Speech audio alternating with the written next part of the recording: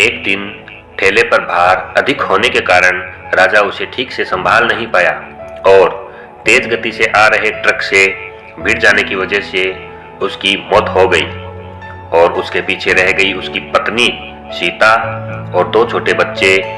एक तरफ राजा की मौत का अंतिम संस्कार किया जा रहा था और दूसरी तरफ उसके बच्चे बिलख रहे थे, लेकिन इसलिए नहीं कि पापा मर गए थे, वो तो भूख से बिलख रहे थे। उन्होंने कई दिनों से पेट भर खाना नहीं खाया था और आज तो मुंह से निवाला भी नहीं लिया गया था, तो भूख से रोए जा रहे थे। माँ माँ, कुछ खाने को दो ना माँ, बड़ी भूख लगी है माँ, कुछ दो ना। कोई पत्थर दिल भी इस दृश्य को देखकर पसीज जाता। पड़ोसियों को दया आ गई, अगल बगल से खाना आ गया। बड़े दिनों बाद आज छोटी और छोटू पेट भरकर खाना खा रहे थे। अजीब विरोधाभास था कुछ। एक तरफ लोग राजा की मौत का दुख व्यक्त कर रहे थे, दूसरी तरफ उसके अपने बच्चे बड़े चाव से भोजन कर रहे थे। सीता ने अगले कुछ दिन इसी तरह से उधार लेकर और इधर उधर से मांगकर अपना और बच्चों का पेट पाला, लेकिन कब तक चलता।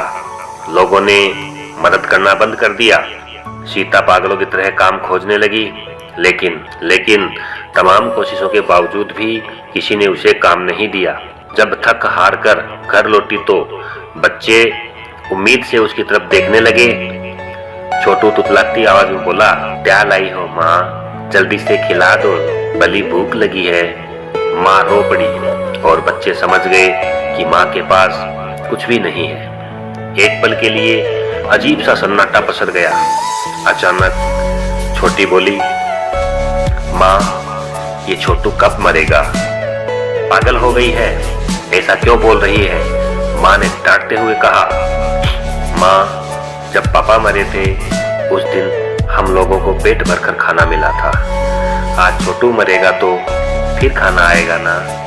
छोटी की बातें सुनकर माँ की आंखें फटी की फटी रह गई। उसके पास छोटी की बात का कोई जवाब नहीं था। ये सिर्फ एक कहानी नहीं है, ये दुनिया के करोड़ों लोगों की हकीकत है। इस पर गौर कीजिए। जिस खाने को हम थाली में ऐसे ही छोड़ देते हैं, उसकी कीमत को समझिए। बचपन में हमें अन्न का आदर करना सिखाया जाता है, लेकिन क्योंकि हमने कभी असल भूख नहीं देखी होती, इसलिए इसका आदर करना भी नहीं सीखते। बस एक दिन भूख रहकर देखिए, आप करोड़ों लोगों के दर्द को समझ जाएंगे। चलिए हम प्रण करें कि हम कभी भी अन्न का अपमान नहीं करेंगे, हम कभी भी खाना बर्बाद नहीं करेंगे, हम कभी भी होटल में जाकर 2 लोगों के बीच 4 लोगों का खाना नहीं मंगवाएंगे। चलिए अन्न को बचाएं और ऐसे लोगों तक पहुंचाने का प्रयास करें जिन्हें इसकी सचमुच जरूरत हो।